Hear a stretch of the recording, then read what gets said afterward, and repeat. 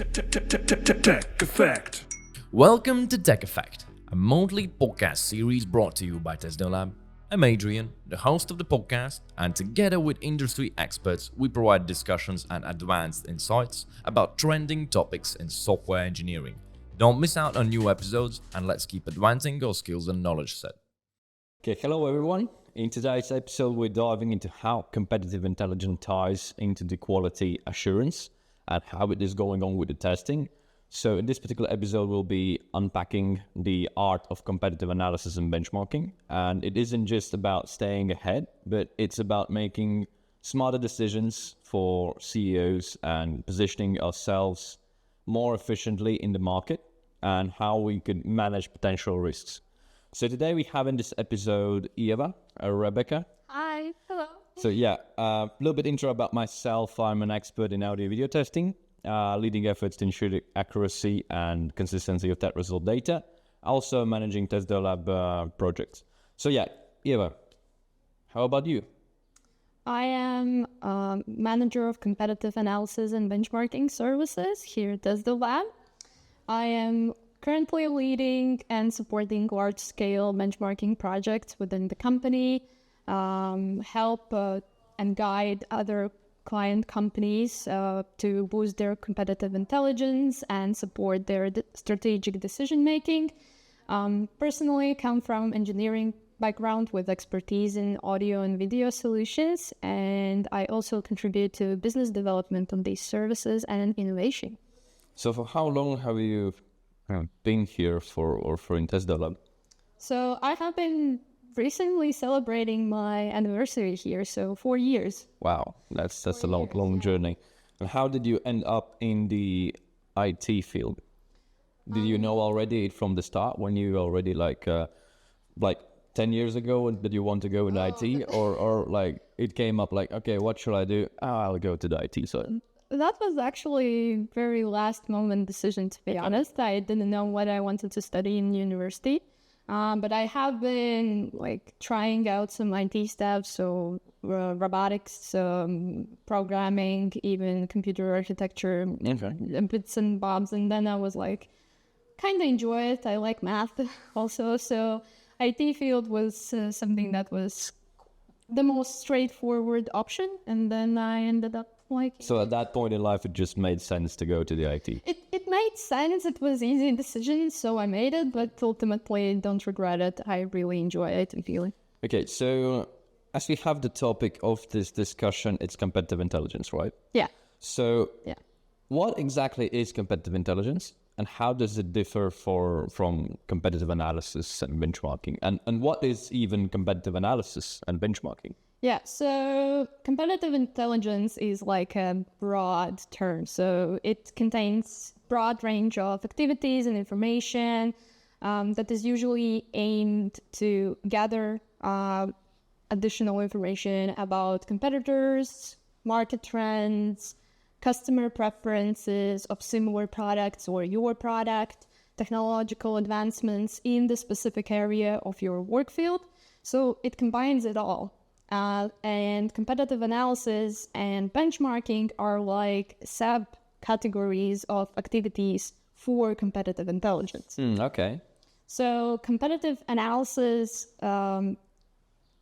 focuses on the more direct competitors and how they are advancing and information about them specifically, not looking maybe at the market as such, maybe not so much at the user base, but specifically about competitor products that are generally a threat to your product. Okay, but I understand it's like competitive intelligence and it's subcategory for competitive analysis and benchmarking, right? But how do companies typically gather competitive intelligence, and what are the common sources? So I would say that the competitive intelligence as a group of activities have evolved over time. Yeah. So potentially it depends on the budget that company has to spend on such activities. But generally it starts with, for example, your sales team or marketing team that gathers just information about the market, your audience, so your user base. maybe about some competition in the market, but then you try to involve more and more people with expertise in that area of your work. So whether it's specific technology or it's experts within like finance field or healthcare field who help you out to understand how your product potentially differs in the market and what new you can bring to it. Okay, so competitive intelligence is basically used in different industries. Yes. It's not just... No, it can be used like in any industry. Okay. If you have a product or service that you want to share with people, then most probably competitive intelligence is part of your business strategy. Can you maybe like provide a simple example of how competitive intelligence is being used in, for example, audio-video side, or I don't know, any other industry that you know? Actually, yeah, I would say that in communication field, for example, okay. yeah, it's very widely spread to use competitive intelligence because there are more and more solutions, and with AI coming in as something like a boom, the tools vary more and more, and each communication provider can give more and more functionality. So what each of these companies do are gathering information about what others are adding up, how they are improving their quality, their usability, and try to boost themselves up more to be on the top. Okay, so competitive intelligence serves basically as like a crucial tool for some of the strategic decisions that you can do and position yourself in the market along with other competitors. Yes. I would say that it's the main source of information on how to build the roadmap for your company, and also how to make strategic decisions on where to put your resources more, to what time frame, and how you can advance and be more noticeable. Okay, for example, if we're continue talking about the communication side, right? Yeah. What are some like key metrics or indicators that companies focus on when using the competitive intelligence for the strategic decisions at later stage? It really depends on where they want to thrive the most. So if we talk about the communication as like an example here, they have multiple ways how they can outperform others. Okay. They can provide either wider range of functionality, they can provide better communication quality, they can provide better overall usability, they can provide better mobility, so basically using on different mobile devices, being able to just walk and have a great conversation with somebody. Once they understand how others within the market perform in each of those areas, they can find, okay, so we see that there's a gap in mobility, and we can see that quite a lot of competitors don't perform well when on the move, on the mobile device. So that's a gap that we can conquer. We can put the resources in development to ensure that we are the best in that specific area while providing everything else. And they will boost themselves up. So that means that small businesses that are in communication, for example, communication, right? Let's continue to build on that. They have still possibility to compete with larger companies. Yes, if they have enough information to find the market opportunities, what is lacking, what their competitors are not so good at, and what they can do to be better. To improve themselves. So later they can basically use that data to showcase it as a marketing, for example, and go to other clients and try to say that, hey, we're better at these fields, we have better functionality. Yeah. Okay, cool. And for example, how does the quality assurance and testing activities support the gathering of competitive intelligence? Yeah, so this is something that is part of the advancement that I mentioned previously. So previously, competitive intelligence, mostly if the company doesn't have much resources, is about sales and marketing teams just exploring what is out there, what others provide, how the audience looks, etc., what the users want. However, to step up a notch, you need experts to help you out and independently assess how your product actually stands within the market. And that's where QA and testing is coming in more and more. So we're seeing increasing demand in those fields. Potentially what it does is that we are diving deeper into each product in the market. So it's not surface level anymore. We're actually testing the product and looking how it performs in terms of the quality, functionality, and then we give the information on a detailed level, which gives then more detailed insight on what technologies are being used, how they perform, and to make decisions based on that. Can you maybe like describe a scenario where like a QA and testing like directly influenced the strategic decisions based on these competitive insights that was gathered? That's a good question. Actually, I would say in communication. In communication, okay. Again, very good like example because it had a boom already. So now they are trying just to keep up. It was during COVID time. Yeah. So a lot of testing done in that time, Yeah, so they had a boom and now the boom is just slowed down a little bit. So what they are doing is that they test performance with objective metrics. So, for example, evaluating video quality, audio quality in different environments, for example, network environments. So whether the person is moving or sitting somewhere, and they gather that information over time in those different scenarios, especially if they want to conquer like specific market where the network conditions are. Okay. Like oddly specific, but they're trying to gather that information over time, for example, a couple months, and they try to see how their technology is improving and what others are doing, because they most probably also try to adapt and improve something. But you said a couple of months ahead, so does that mean that it is like automated way of testing, or is it like manual type of testing? How does it work? Is it automatically generated, or how it looks on that side? It also it somewhat depends on what the outcome for the customer would be. So automated testing would be beneficial if they just want the results and see like numerical data. Manual testing would be used if they, in addition to that numerical data that can be easily analyzed, they want some subjective perspective into that as well. So like an end user perspective. And how can companies, for example, you're doing the testing and stuff, how can they ensure that the benchmarking processes are unbiased and they are accurate? So I usually say that we try to test as objectively possible to whatever we need to test.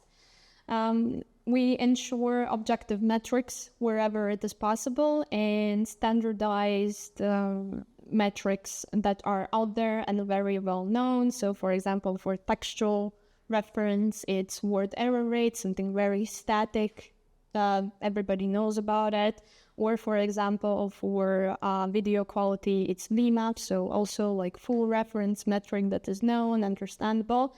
And we also ensure broad spectrum of validation activities. So we ensure that the data that we see is logical, it corresponds to whatever we can see, and it also is from the experience, like long year experience in the field. So basically objective metrics, ensuring that the data is correct, there are no anomalies missed, and also ensuring the expertise in the specific testing area as well. Okay. And so that means that basically companies come so they can have like a third-party testing service, so you can provide objective, unbiased data for them, and they can do potential future plans and how to plan the product itself. Yes. So one of the biggest benefits to come to outsourced entities, so for example to us, and do such testing, is that independent assessment. So because competitive intelligence is something that they are gathering on site as well. That's not something that is fully outsourced. They have some capabilities they are doing on their own. There are two main reasons that they come to us. One is independent assessment. So basically they come to the experts in the field to boost their word about how their product performs. So for example, when they are putting out there the results in the marketing campaign or anything else, they can say that we had a third party to test that and they provided the data. They didn't have any bias on it. It's completely independent. And another thing is that we have experts in the field that they might not have on site.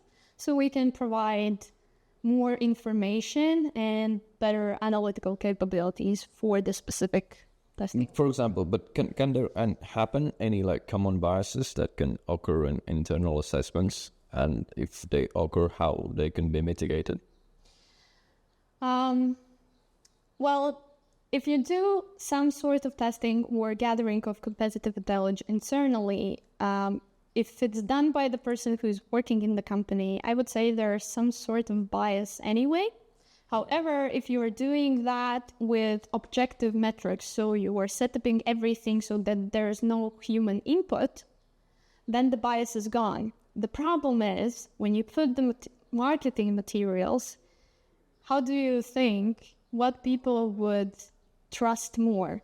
When the company says about itself that it's the best, or it says that it's the best and there is a third party to back it up? Well, that leads to my probably next, that would lead to thinking of the next question, what I could ask. It would be, how do like independent assessments impact the customer perception? Yeah, basically right? that's the question. And I think it's hard to answer it like from one person's perspective, but each of us can think. Of course, it's better if you have like a different company or companies which are like doing the assessment and then publishing like a paper or research statement. Especially if that third party has expertise in the field and they are known in the field. So it already builds more trust within the company that, okay, they don't say that we are the best, but there's something else to back that. Okay, so for example, we have gathered, so to sum up, we have gathered information, we have done all the analysis part. So how and what are the best practices to present the competitive intelligence data to, for example, different stakeholders in company, or how to present it for marketing people, and how to present it just for other companies at all? So actually, you kind of answered the question partially, because the key word is audience. At the end of the day, competitive intelligence is lots and lots and lots of data. Yeah, that's true. It's just a gathering of data. And that data represents something. So you need to understand who will be reading whatever you create, and then you can adapt that data and translate that into information that is needed for specific audience. So if we're talking like graphical wise, so for example, okay, we have the data, right? We have the data for communication, we have some audio probably results and video results, but how do you like present that data? Do you have like graphs for that, or how it looks at the end? Because it's not like you have just a spreadsheet, right? And you're just like putting it out. Hey, we did testing. Here's the table. So yeah, this application did X. This application did Z, and yeah, the Z is better. Yeah. Because you need probably some like visual representation of the data to actually showcase that this competitor is better. Right? Yeah. So is there any like graphs? What type of graphs there is, for example? So the lower the technical level you need to present the data in, the more aggregated the data will be in the graph. Okay. So it really depends on what is the outcome of that data again. But for example, if you just need to see an overall performance between multiple products, you most probably will look like at the score like one number for each, and then you would compare. And that's very simple way to do it. And whatever level of management would need to read that, they can. It's easily understandable, not much time needed to analyze it.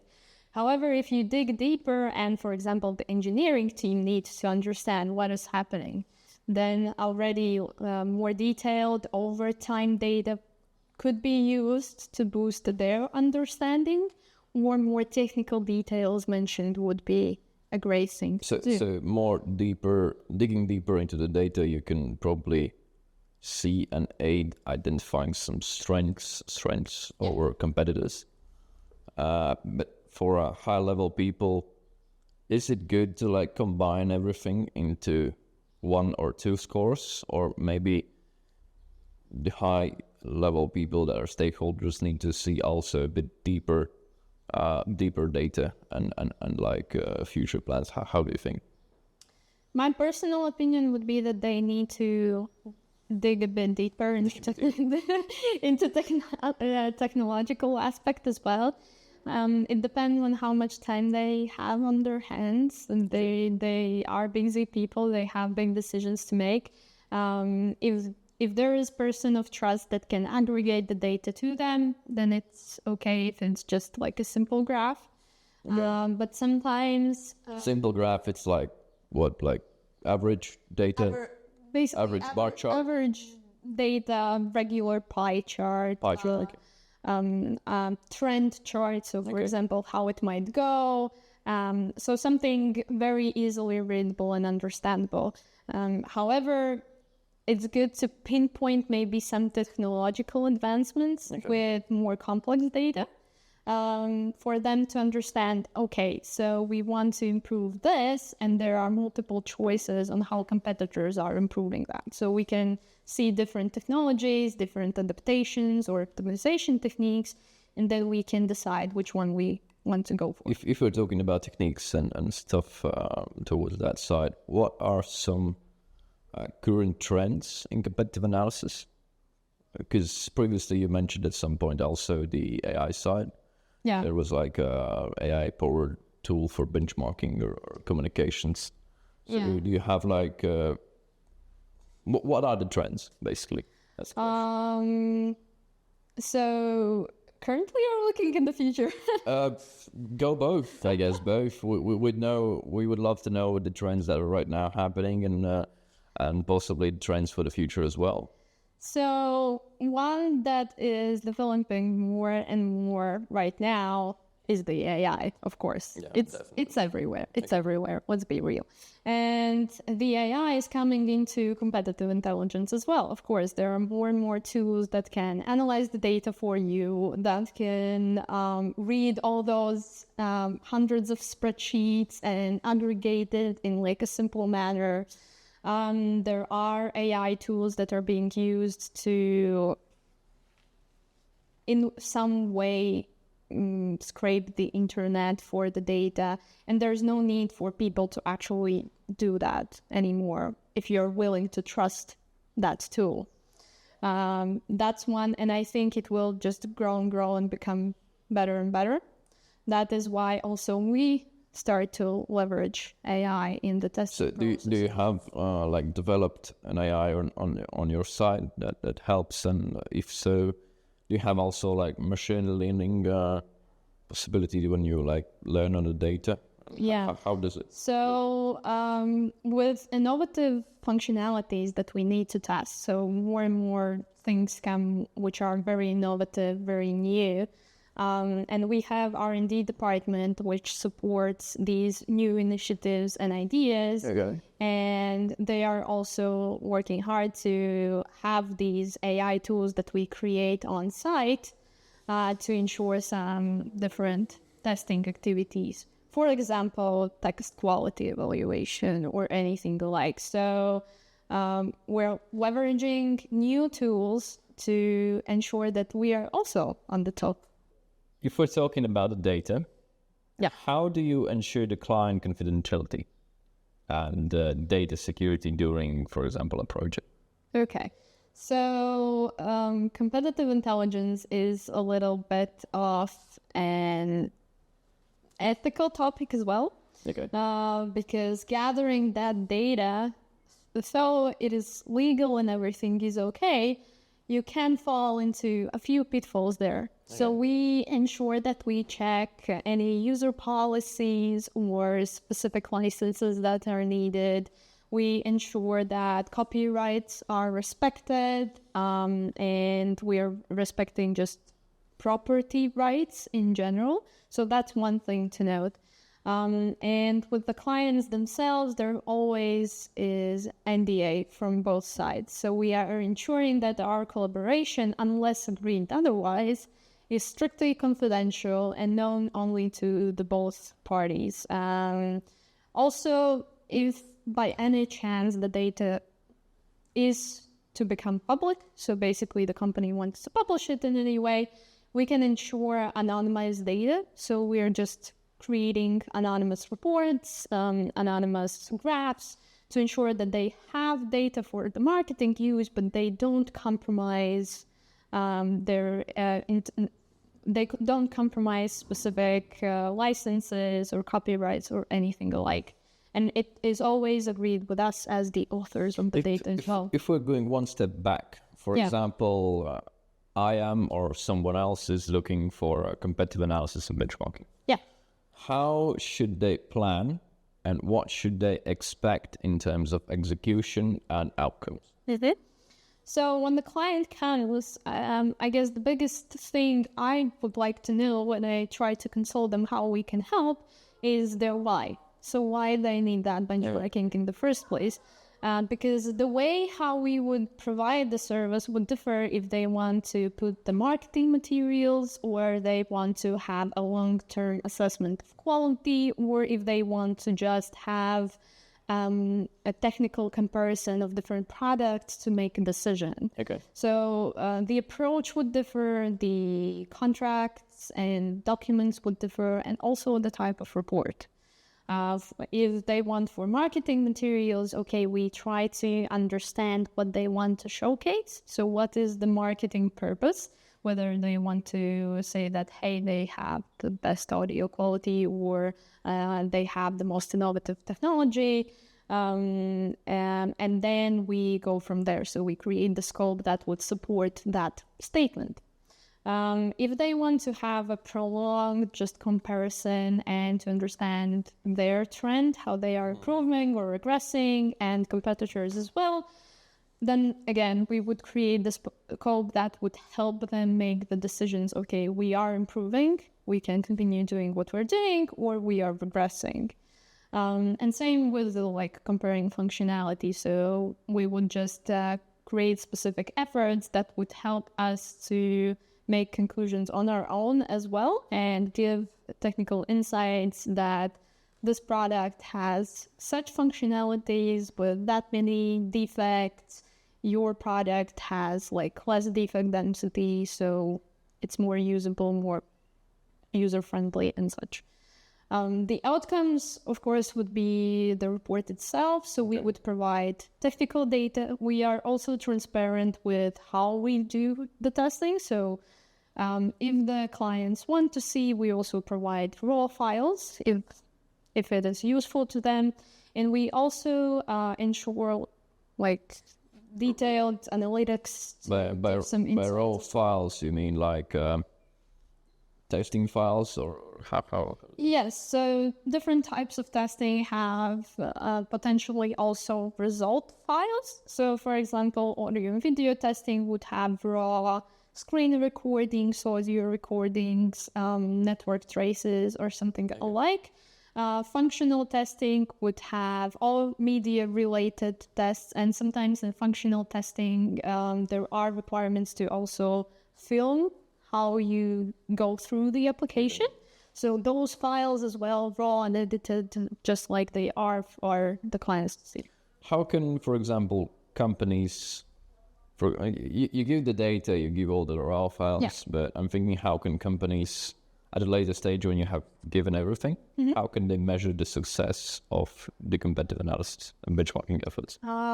Is it even possible to measure the success? If that competitive analysis or benchmarking is done with the purpose to achieve something, it can be done just for the information purposes. And if they get the information, it's a success. If it's done for a marketing purpose, most probably the new users of the application would be the KPI for that. So that the campaign was successful and they get new traffic and new users.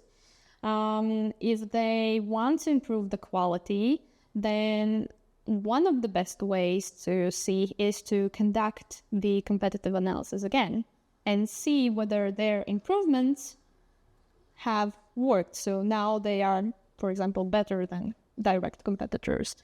If it's with the purpose to just be ahead of the market, then again, business KPIs that they would usually use. If they are improving, most probably whatever the decision they made based on that information has worked. Okay. And for example, what are the common pitfalls for companies when conducting the competitive analysis? And how can they be potentially avoided if there are any? Yeah, so there are a few pitfalls that can damage the ability of that competitive intelligence information to be used for decision making. So first of all is insufficient data. Okay. So the pool that they are creating for themselves, it either has too much unnecessary information. For example, there's not much to grab upon. It can also have a very small amount of information that cannot be used for decision making because the data pool is like so small.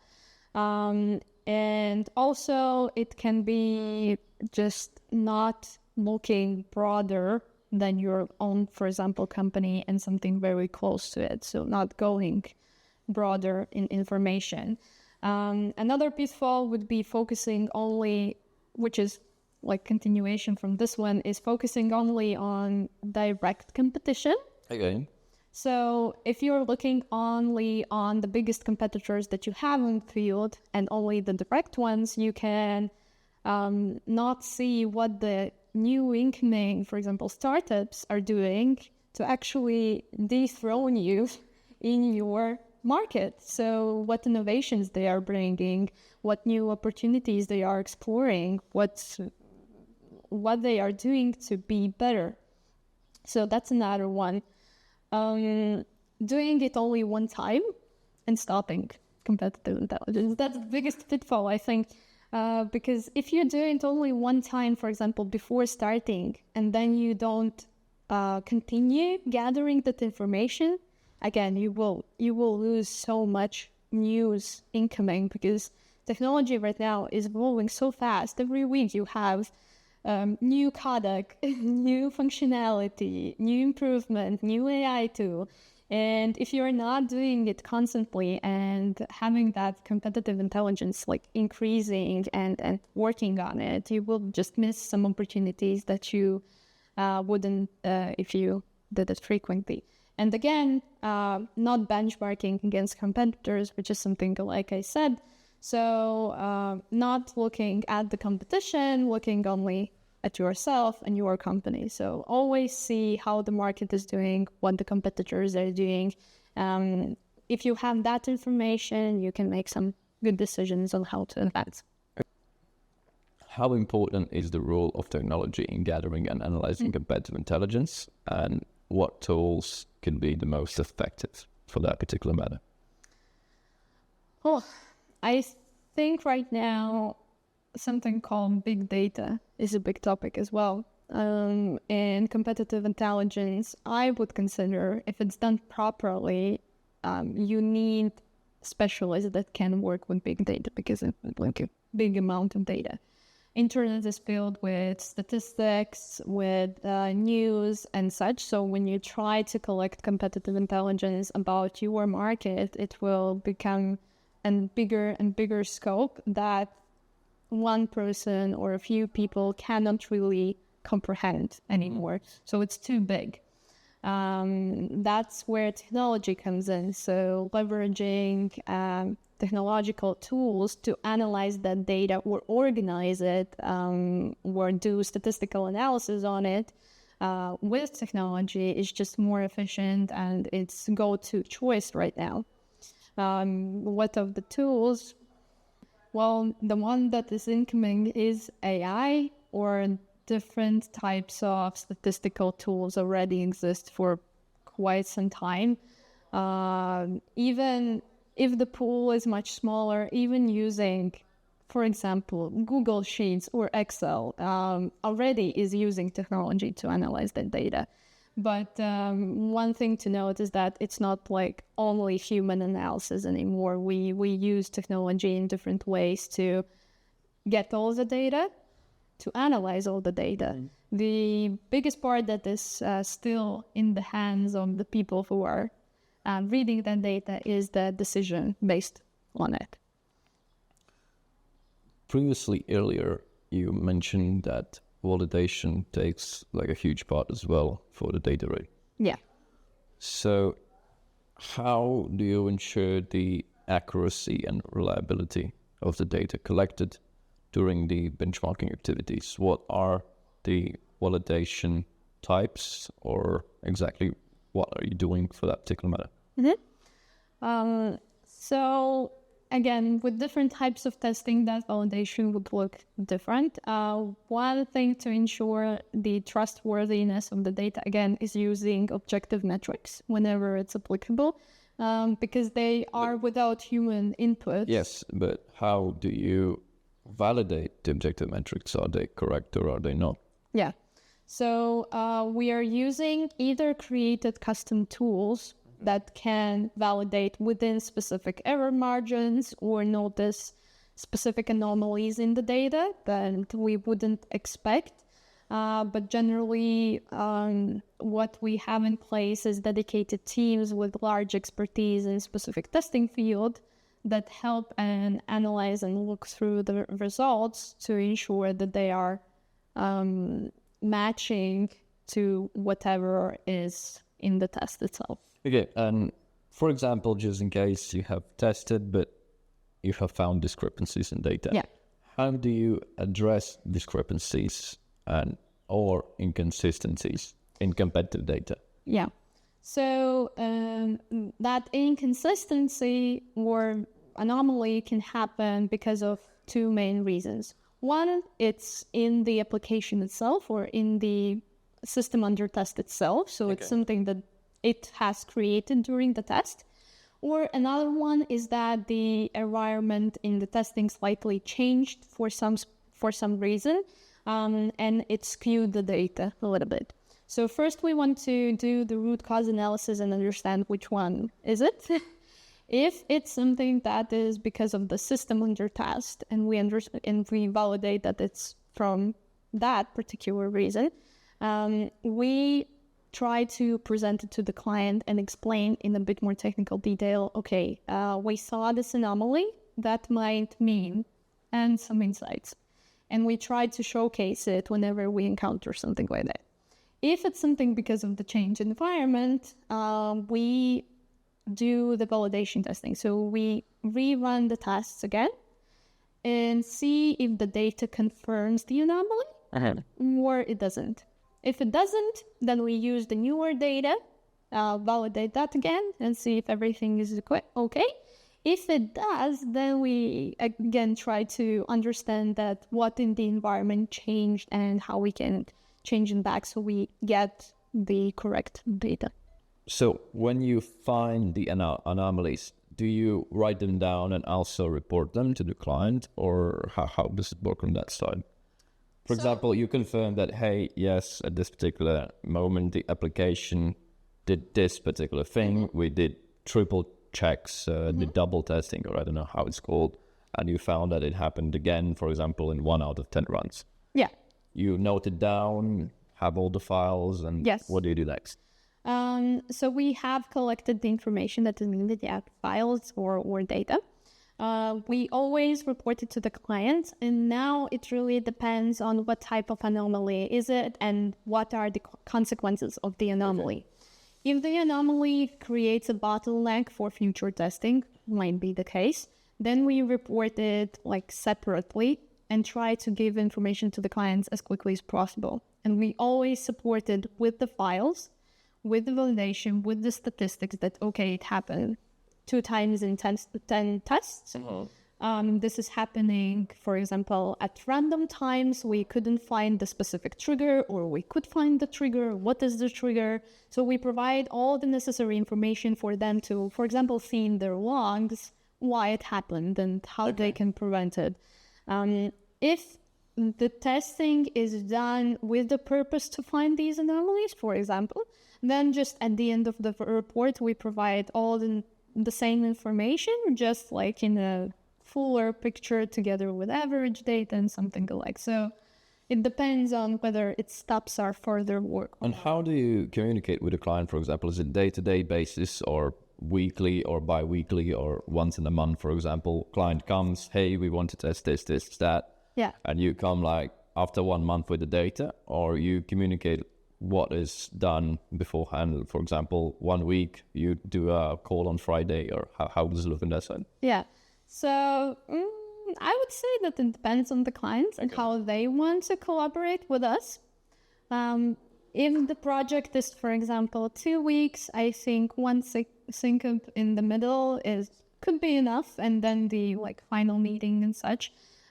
For a longer project, of course, I would say that at least having a call weekly will benefit a huge amount, because we will understand what happens when we have a bottleneck because of the system, and it's just easier to communicate verbally. But the standard would usually be that there are some calls with the frequency that are suitable to the client, and there's always a textual format of communication, just to ensure that there is information flow between the 2 parties at any time. Cool. You mentioned in one of the, when I was asking questions, you mentioned ethics, and there's some ethics as well to this. Yeah. So what are the ethical considerations companies must keep in mind during the competitive intelligence?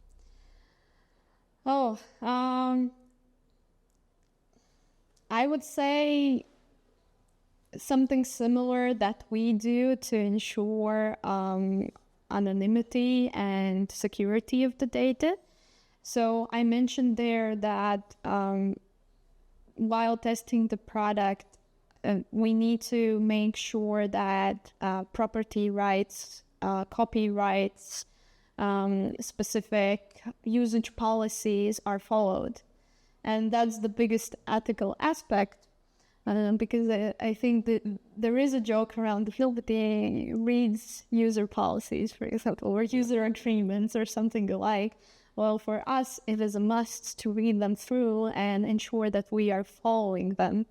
And also, we ensure that ethical aspect with the NDA. So if the clients do not want that data to go anywhere else, they don't want it to be used, we ensure that there is non-disclosure agreement between the 2 parties, and we feel safe with our technology and they feel safe with their technology.